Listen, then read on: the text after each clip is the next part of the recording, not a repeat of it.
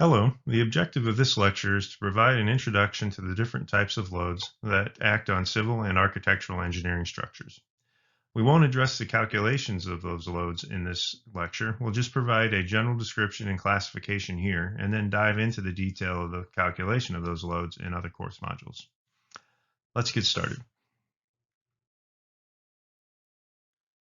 As a starting point, both the International Building Code and ASCE 7 define loads as forces or other actions that result from the weight of all building materials, occupants and their possessions, environmental effects, differential movements, and restrained dimensional changes. There are a lot of ways to classify loads, however, and some of the most prevalent ways of classifying them are based on their direction, whether it's a lateral load or a gravity load, whether it acts upwards or downwards. Another is the nature of the load, permanent versus variable or transient, environmental or meteorological, or an earthquake load. The structural response that they impose also is another way of classifying them. Static versus moving, dynamic load versus vibrational, impact versus blast, etc. And then the action that it creates on the building. It could be an external load or it could be an inertial force. It could be a ground movement or a settlement, thermal expansion contraction. It could be pre-stressing or post-tensioning. And then lastly, there are also notional loads that we'll define later. This figure comes out of the Tally textbook and gives an idea of how all of the different loads are grouped. So you have the different actions that are acting on the structure. So you have loads that you have dead load, live load, impact, etc. Then you have environmental loads, wind, snow, earthquake, and then constraint loads, which would be primarily temperature, creep, shrinkage. I would tend to treat earthquakes a little bit differently than wind or snow, but that's splitting hairs to some extent. I think that when the Tally textbook was released in 2003, it might have been considered one way, and there's been a bit of a shift in the way earthquakes are handled. Now for some notation that's used in the ASCE 7 standard. The primary loads that we consider are these that are given here: dead load, the live load that's on the roof, rain load, snow load, wind, and earthquake. There are a lot of other loads as well, and they're not any less important. It's just that when we work through examples and problems in this class, we probably won't consider them to the same extent that we do the others. So we have weight of ice, the wind acting on ice, earth, bulk materials, excuse me, fluid loads, flood loads, etc. Now the self-straining load, T, includes a lot of different aspects. It includes temperature changes, shrinkage, moisture changes, creep, movement caused by differential settlement, and then combinations of all of those different things. Now, if you're going to work in bridge design, the notation that's used there is a bit different and it's a bit more extensive. They categorize the loads right from the beginning as permanent or transient. So here are the permanent loads. So the DC loading is the weight of the structural components and the attachments. DW is the weight of wearing surfaces and utilities. They treat that differently because the wearing surface could be changed over the life of the structure. Utilities could be added to the structure over the life. Then you have different locked-in effects for earth and horizontal pressures. Transient loads, there are several of them. You have the live load, the weight of the vehicle. You have the dynamic load allowance. The vehicles passing over bridges are moving inherently, so they create dynamic effects. And then you have a lot of other different effects there as well. The effect of a vehicle braking on the bridge, a vehicle turning, vehicles colliding with the bridge, a vessel colliding with the bridge. That's a ship or something passing underneath the bridge. It's colliding with it. Other loads that are used in the AASHTO specification include water load, wind on the live load, wind on the structure, earthquake and ice, and then finally the self-straining loads due to temperature, shrink, creep, and things like that. We're not going to focus on bridges a lot in this class, but I will touch on them where it's appropriate. Okay, dead loads include basically all of the self weight of the structure. So That's not just the weight of the structure itself, but also the weight of the non-structural elements, including ceilings, built-in partitions, finishes, cladding, etc. Now, the partition load is a little bit different. There are built-in partitions like masonry walls and things like that, but there are also movable partitions like gypsum board on metal studs or gypsum board on wood studs, things of that nature. If it's a movable partition, it's part of the live load. If it's a built-in partition, it's part of the dead load. Okay, these are all considered to be gravity loads, and they're considered to be permanent. Okay, live loads are produced by the occupants of the building and do not include any construction or environmental loads that are due to snow, rain, etc. So basically, if it can move within the building, then it's a live load. So obviously, people that move in and out of buildings are going to be considered part of the live load. But also desks and filing cabinets and things like that are also considered to be live load. Even though they don't move very often, they can move, and thus they are considered to be part of the live load. Okay, roof live loads are handled a little bit differently in our designs. Roof live loads tend to be caused by maintenance workers or things like that. Maybe people checking on air handlers or HVAC units around the roof, or maybe people washing windows and things of that nature. So roof live loads tend to be much smaller than live loads on the main floors or the main levels of buildings. Okay, like dead loads, live loads are also considered to be gravity loads, but they're not permanent, of course. They're transient or variable loads. Okay, rain and snow are loads that are due to the accumulation of rainwater on a roof, or the accumulation of snow on a roof, or the accumulation of both snow and rain. So if a roof is properly designed, there shouldn't be any rainwater accumulating on it at all. Maybe in the rare case of a very large storm or something like that, but the roof should be designed to drain properly. Excuse me, we can accommodate snow, and sometimes you have to worry about having a snow event and then rain following it, so the snow gets wet and heavy. Okay, both of these loads are considered to be gravity loads and environmental loads. Okay, wind loads are basically the aerodynamic action of wind acting on the structure. Wind creates both lateral loads with a positive pressure on the windward face and negative pressure on the other three faces of the building. And it creates vertical loads as well. It creates negative pressures on flat roofs. So when a wind passes over a building with a flat roof, it creates uplift. It creates either positive or negative pressure on the windward faces of sloped roofs, like a gable roof on a house, and it creates a negative pressure or an uplift on the windward face of a sloped roof. Okay, wind creates both external and internal pressures, right? It blows against the outside of the building. It creates a suction against the outside of the building, but it also creates an internal pressure within the building, and that has to be accommodated too in most designs. Finally, wind is considered to be a lateral load, and it is an environmental load. So consider wind acting on this structure.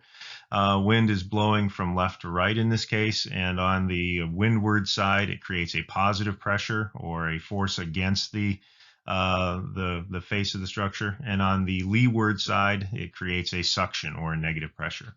When it passes over a flat roof, it creates a suction upwards, a negative pressure, which results in an uplift on the building. Okay, if we look at the building in plan, then you can see the positive pressure on the windward face again. You can see the negative pressure on the leeward face again. But in this view, you can also see the negative pressure acting on both the side walls. So this image shows wind passing over a building with a gabled roof, like a house or a small building. And you can see that on the windward face here, we have a positive pressure. On the leeward face over here, you have a negative pressure or a suction. And because this roof is sloped created with a high enough slope, you can see a positive pressure on the windward face of the slope roof and a negative pressure on the leeward face. depending on the angle of that slope, as the angle goes from 0, a flat roof, up to something like a 45-degree angle, then the forces on the windward slope portion go from a negative value to a positive value. And you can see that in this image here, where this is drawn in 3 dimensions. And you can see that on the windward part of the sloped roof, that force could either be positive or negative. It could cause a pressure or a suction at that point. When you look at the action of lateral loads on buildings, this is showing wind load, but it's also true for other lateral loads. There are a couple of different actions that are created. So the wind blowing against the side of the building could create the tendency for the building to slide, or it could create the tendency for the building to overturn. And we have to guard against both of those different actions. So we have to make sure that we anchor the building into the ground such that it can resist both sliding, and we have to make sure that we anchor it down so that it doesn't topple over. Now, gravity loads in a lot of buildings are large enough that it resists the overturning action, but sometimes that's not the case. Okay, this is a similar idea for a larger structure, and this is a multiple story building with a basement, so this would be an office type building. And in this case, you have to worry about the different actions due to gravity loads shown in this image, or due to lateral loads in this image. So look at the reactions that are present in the building. So under gravity loads, all of the reactions are positive upwards. You have a little bit of a horizontal load on the basement wall, perhaps.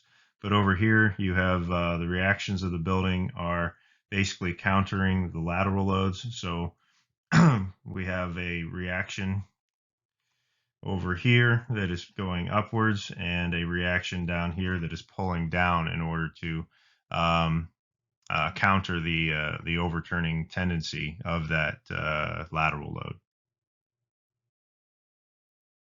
Okay, let's shift our attention to earthquakes now, seismic forces. Seismic forces are a bit different than other forces, the way that the load is imposed. They're an inertial force as opposed to an externally acting force. They have their genesis in the idea that the ground moves under the building and then the building reacts to that motion. So this is a record of the El Centro earthquake. It was a landmark event in structural engineering, and we use this as one of a suite of several earthquakes for research purposes. So it shows a number of different things moving from the bottom to the top. It shows the displacement of the ground as a function of time. It shows velocity and acceleration. So the velocity is the derivative of displacement, and the acceleration is a derivative of velocity, which makes it the second derivative of displacement. And it's really the ground acceleration that imparts the forces on the building that we have to design for. From Newton's law, we know that a force is equal to mass times an acceleration. So the way that seismic forces manifest themselves in a structure is by the acceleration of the ground times the mass of the structure. And that creates forces in the building that we have to design for, and we call them earthquake forces or seismic forces.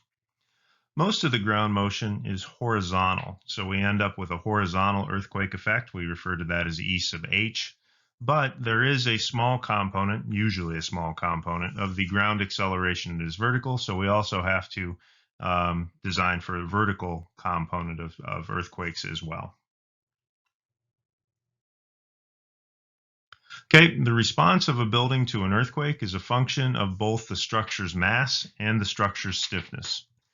So if you take 3 different structures like this, the one on the left is rather short, and it would be considered to be more rigid. It's not as flexible as the one on the right. So it has a different stiffness, so it has a different response to the structure. The one on the right, however, is one that is relatively flexible relative to its mass. So when an earthquake hits that one, that building responds much differently than the shorter buildings do. So the 2 primary parameters of a building with respect to seismic performance are the structure's mass and the structure's stiffness. Okay, Earthquake forces are considered to be lateral loads and are considered by most people to be environmental loads, but they are treated a little bit differently in most standards and specifications. Okay, fluid effects occur in tanks or other cases due to stored liquids. Stored liquids have characteristics of both a dead load and a live load, so they kind of bridge the gap between permanent and transient. One of the common cases as a civil engineer that we would run up against too are structures that retain water, like dams and weirs and things like that. You certainly could be called as a structural engineer, though, to consider things like storage tanks and water tanks for water distribution networks and things of that nature. I have a good friend in Italy who does a lot of work on seismic performance of storage tanks. Okay, the forces due to most fluids is hydrostatic, meaning that the force increases linearly with the depth of the water. So you can see here that the horizontal component of the force is a function of h. So it creates a triangular loading where the resultant P is at the 1/3 of the depth of the water from the base of the water, from the bottom of the tank. Okay, horizontal earth pressures are another force that we have to deal with in structures, and if you look at the pressures due to Earth, it's roughly hydrostatic as well. So it's equal to some constant times the self-weight of the material, or the density of the material, gamma, times the height of the fill, h. Okay, lateral pressure varies if the structure moves. If the wall or the retaining structure moves away from the soil, then the pressure is said to be active and is a smaller pressure. If a wall moves towards the soil, then the pressure is referred to as passive, and it's a much larger pressure. If the wall doesn't move, if everything is static, then the pressure is referred to as an at-rest pressure. Okay, pressure is exerted due to the backfill on the wall. So this shows a retaining structure here with a higher level of fill on the right side than on the left. And in this case, you would presume that the wall is going to be moving a little bit from right to left under the pressures that are shown there. So as such, the pressure on the right side of the wall is an active pressure because the wall is moving away from that soil. And the pressure on the right would be a passive pressure, as the wall would be moving towards that soil. So the active pressure tends to be a lot smaller than the passive pressure. Okay, and again, an at-rest earth pressure is a pressure exerted by the soil on an unyielding or an unmoving wall. Okay, let's go back to this image with the multiple story building again. And if we look a little bit more closely at the foundations, then under the gravity loads, the foundation walls would be designed for active earth pressures, where the wall is, if it's moving at all, is moving away from the soils.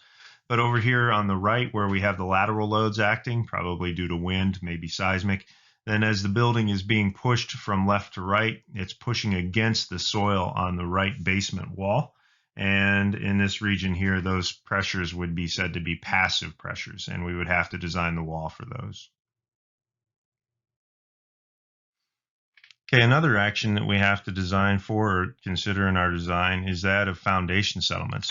So the image on the left here, taken from the Talley textbook, shows a differential settlement in foundations on a simple portal frame. Shows it moving both vertically and horizontally. The image on the right shows a settlement in a foundation on a multiple story frame. So if we consider settlements, if the entire structure settles uniformly, then it's usually not as critical as the case where we would have a differential settlement.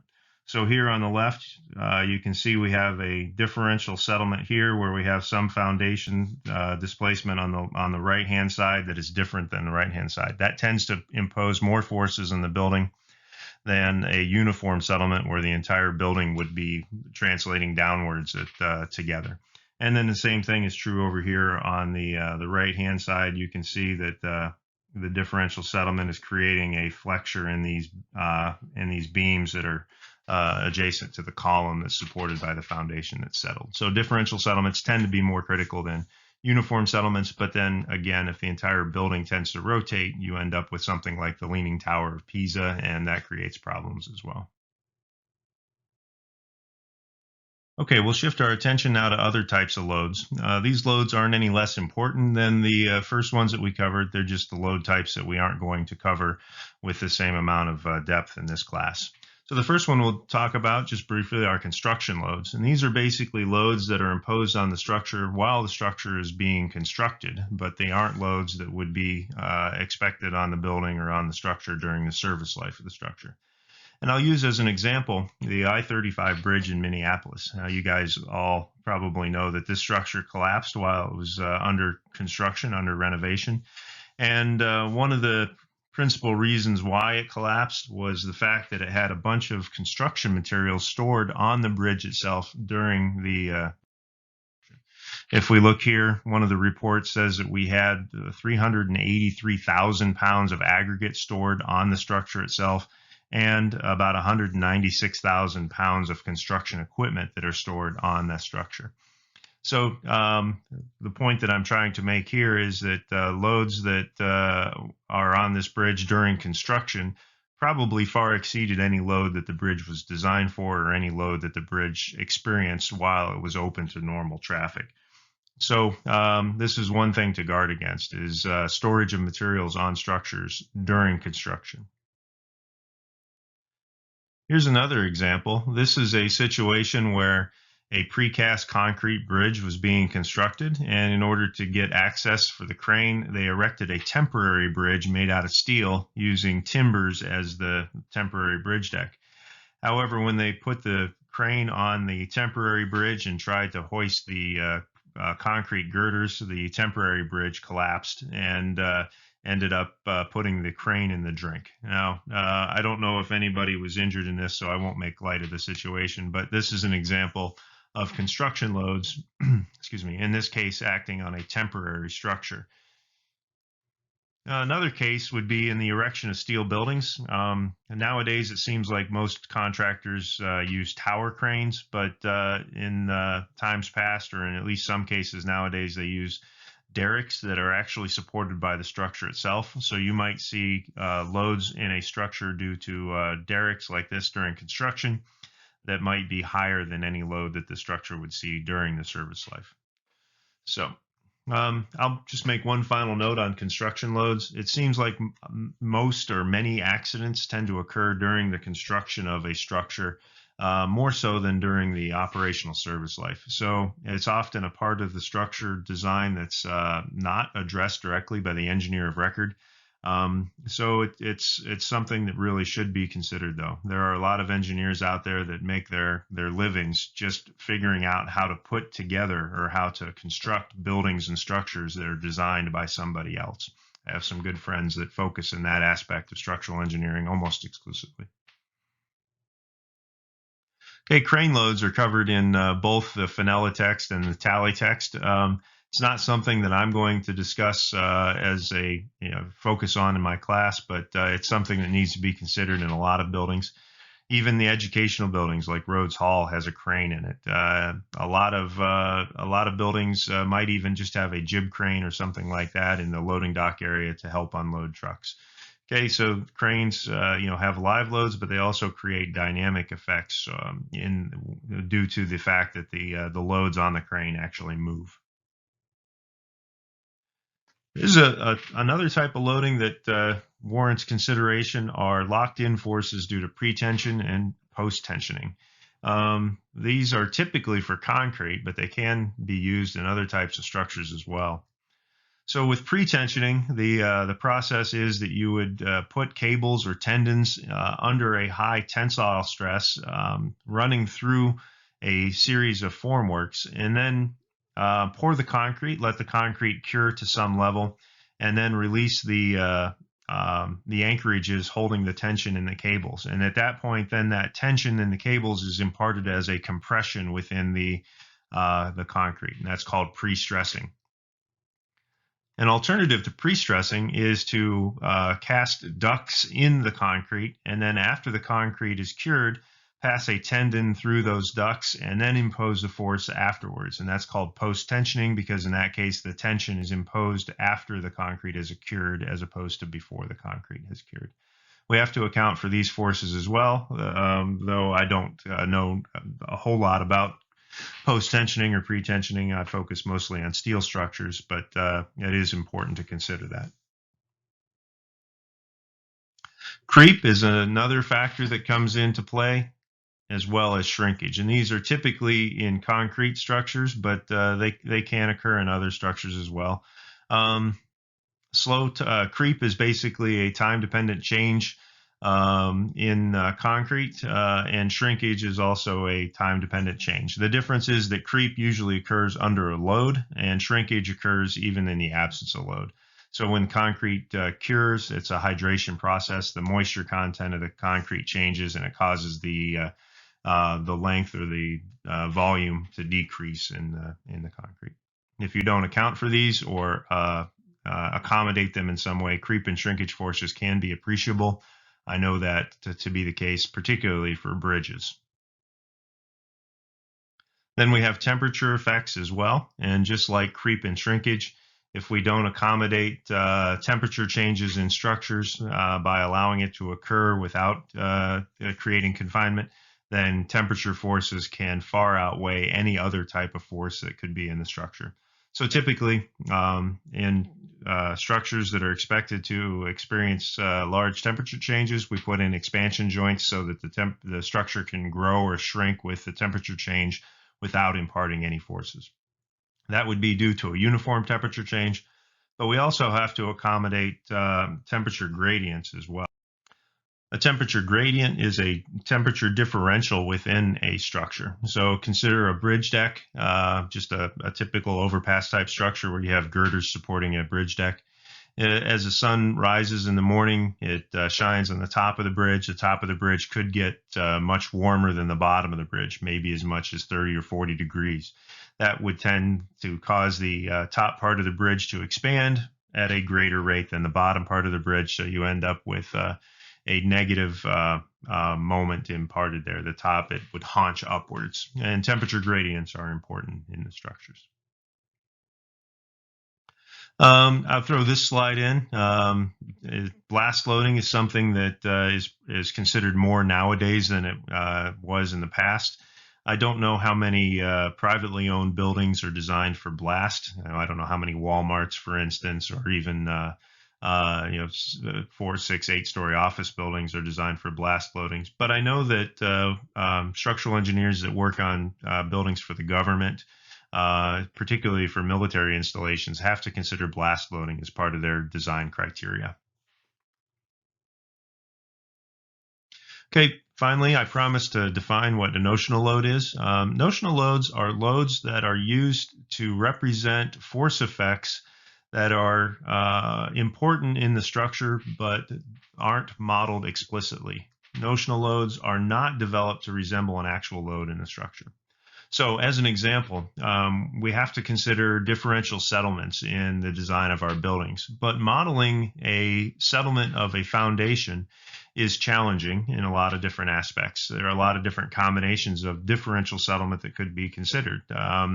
So as an alternative to explicitly modeling this differential settlement of a foundation, many engineers will put a lateral load on the building that is small compared to wind or seismic, but that lateral load gives moments or shears or axial forces in the building that are representative of what might be expected if a actual differential settlement occurred.